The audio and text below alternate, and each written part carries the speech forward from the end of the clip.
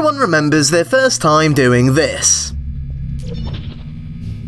Or at least I did anyway. I remember this feeling like a puzzle in and of itself. Getting over to the orange portal by shooting through the blue portal, shooting a blue portal and going through the orange portal. When I first figured that out, it broke my mind. Now it seems like child's play as you also have to juggle cubes, spheres, emancipation grids, turrets, death water, laser fields, thermal discouragement beams, discouragement redirection cubes, faith plates, hard light bridges, recursion funnels, speedy gel, bouncy gel and portable gel. And yet, somehow, all of these things at once don't interfere with Portal's simplistic design. When it comes to stuff like this, I'm never really quite sure where to start. Let my last Kane Loves video be an indication of that. So I'll just start by looking at the first Portal, originally just a filler game on the orange box. I would say that the first Portal is one of the few examples of a truly flawless game. First off, it's an hour long, it doesn't overstay its welcome, and everything that's in there needs to be there. It tells the story it wants to tell in the time that it has, and ends when it should. The game opens up with you in a glass cell, being instructed to solve tests with the promised reward of cake. And I mean, you know, if you've been on the internet long enough, you'll know where this ends up going. The cake was in fact a facade, a charlatan ruse! It's at this moment that the game goes from being a straightforward puzzle game to an action-oriented escape, using your newfound skills against the facility that trained you as you make your way through the rough, seedy underbelly of Aperture Science Enrichment Center. Okay, maybe it isn't entirely flawless. I find it hard to believe that you're the first ever person to see the obvious escape route from this, plus the boss fight at the end isn't really that interesting, to be honest. Plus the way you fly in and out of portals might be a little bit too disorientating, but it's still fantastic. From the very beginning of the game, you can sense that something isn't quite right. If you're a lab rat, exactly who is the one making the tests? You're surrounded by windows, but nobody seems to be watching. Are they? Making your way around these utterly sterile and clean test chambers and stumbling across these dens, leaving you to wonder exactly what kind of place this is, as you have no choice but to continue.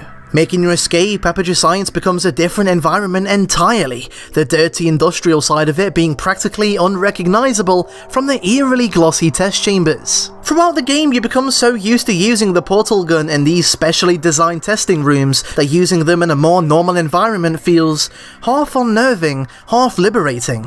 It really adds to the feeling that you're somewhere you're not supposed to be, and yet still, you don't seem to find another human being, living or dead.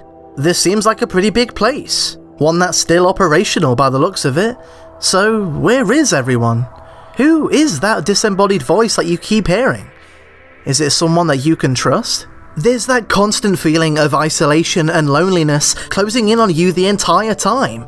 Portal is absolutely incredible as a puzzle game with a pretty great story lying underneath. Top that off with Ellen McLean as GLaDOS, one of the best gaming antagonists of all time, and Jonathan Coulton writing that now iconic theme, Still Alive. You get a pretty incredible experience. It's a game that I would recommend to everyone, gamer or otherwise. As someone who used to write puzzle games off as boring, Portal really opened my eyes. It was both one of the shortest games I'd ever played at the time, but yet also one of the best.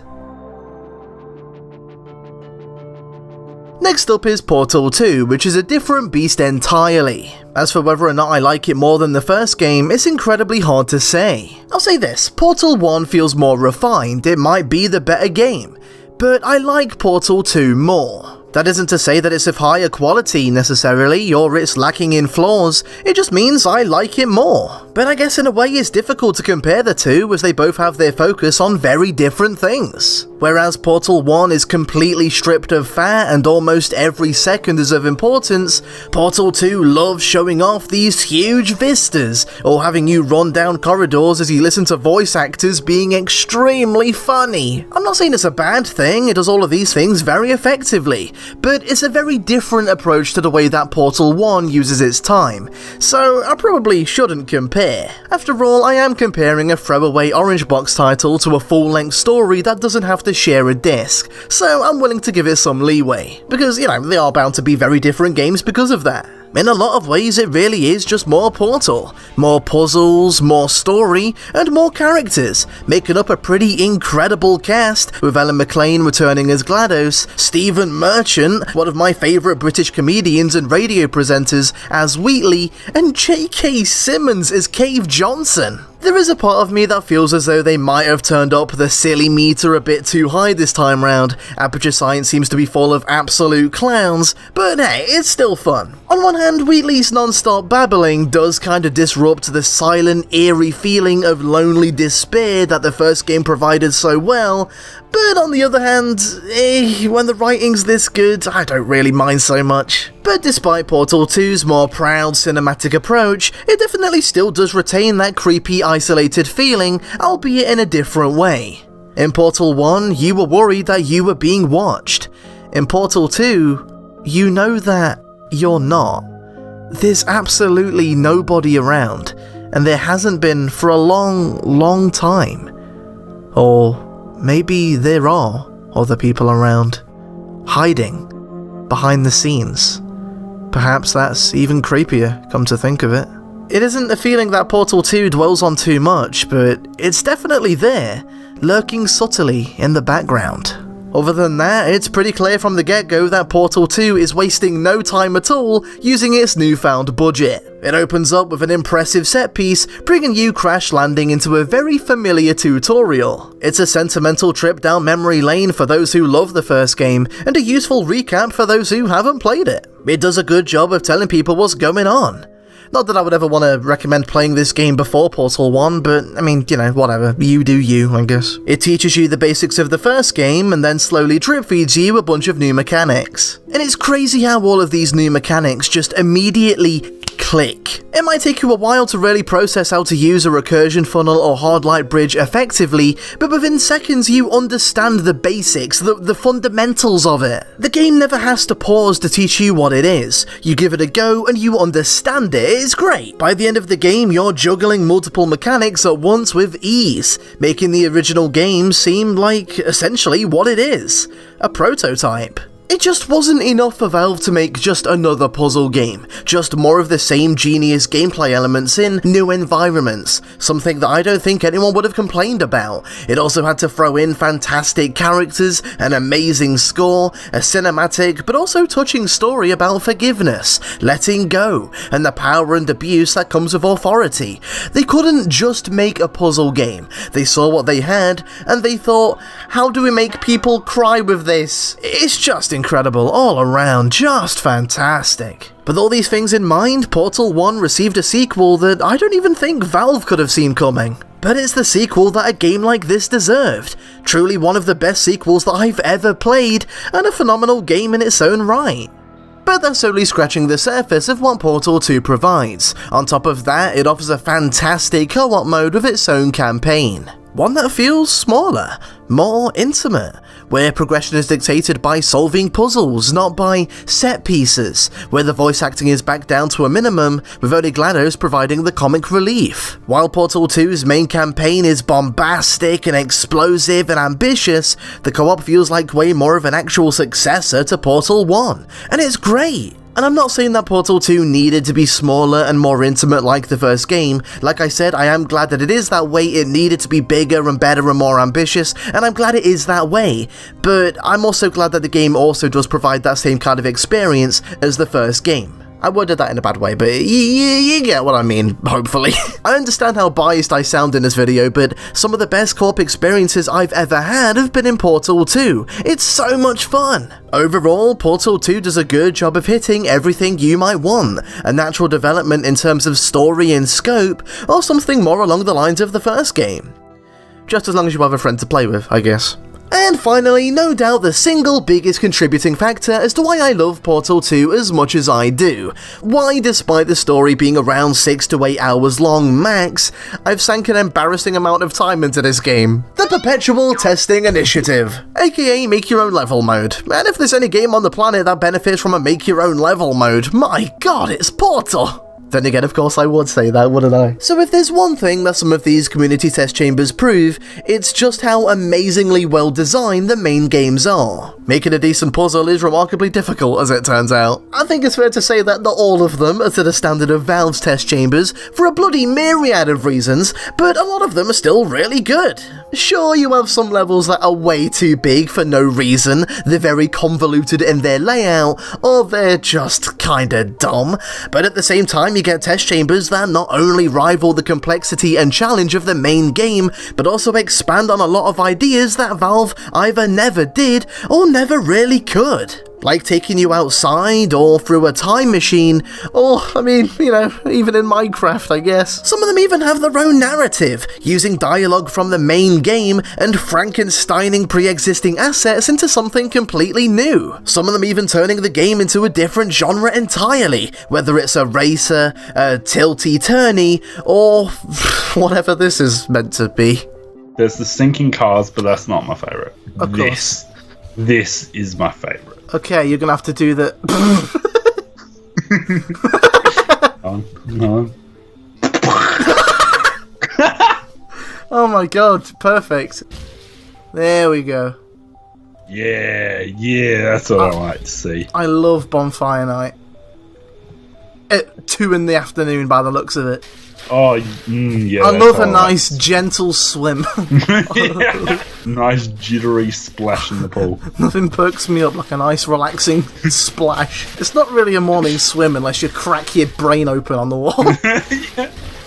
You're not really swimming otherwise. And while the Portal 2 community isn't quite as thriving as it once was, there's always something new to find. Even after 320 hours, I still find myself impressed by what these guys do, so clearly there's a lot to work with. At the same time, I am worried that a level editor mode is Valve's way of saying, "What do you mean Portal 3? Make your own Portal 3, jeez!" But you know, this is still pretty nice. Like I said, some of these levels aren't worth playing, but some of them hit that special sweet spot that makes Portal so good. You can be completely stuck for hours on end until it all finally becomes obvious. Oh! Yeah! Yeah! And that feeling's what Portal's all about to me, so it is good. As for the level editor itself, it's actually really intuitive. For the sake of this video, I thought I'd finally give it a shot, and just like everything else in this game, yeah, it clicked. Within no time at all, I made my very own level. A very simple one, granted, there's barely any challenge involved at all and you could beat it in under 2 minutes, but it was pretty fun to make. Link in the description below if you'd like to play it yourself. Like I said, it's nothing much at all, but I'm proud of it nonetheless because it's mine and I made it, so. And from what I can tell, I'm not the only person starved of more Portal narratives. Some fans even take it upon themselves to craft their own projects entirely, the most popular of them all being Portal Stories Mel. A really well-made fan game that I at one point wrote off because I couldn't get past the bad Cave Johnson impression. Thankfully he's not there the entire time and it does move on to new characters, at which point it became a lot better. It takes Portal in a bit of a weird direction and the writing is a bit mediocre, which to be honest is probably more the reason why I don't like the impersonator guy. Not because of the impression itself, the impression is not too bad, it's just Cave Johnson is one of those characters that it can be kind of hit and miss trying to recapture that personality. It's like seeing people do impressions of the Joker. Sometimes they're good, and, you know, sometimes they're, you know... But I can't deny how mind-blowing it is to see this much effort being put into a free mod. The puzzles are super well done and really difficult at times, and half the time I forgot I was even playing something made by fans for free. I don't mean to keep harping on that one point, but I can't stress it enough that I just didn't expect it to have this much production quality. It's about halfway between a community-made level and Portal 2. Not really quite either, but has the best qualities from both. Give it a go right now! Like I said, it's free, so you have no excuse. Also, apologies to the guy who did Cave Johnson's voice in this. Like I said, I think it's more down to the writing than the impression, but either way, just don't do an impression of J.K. Simmons. Only J.K. Simmons should be allowed to do that. That's my stance. As of today, I'd say that the Portal franchise still has some legs to it. Even just last month, the game that everyone was waiting for was finally announced and released.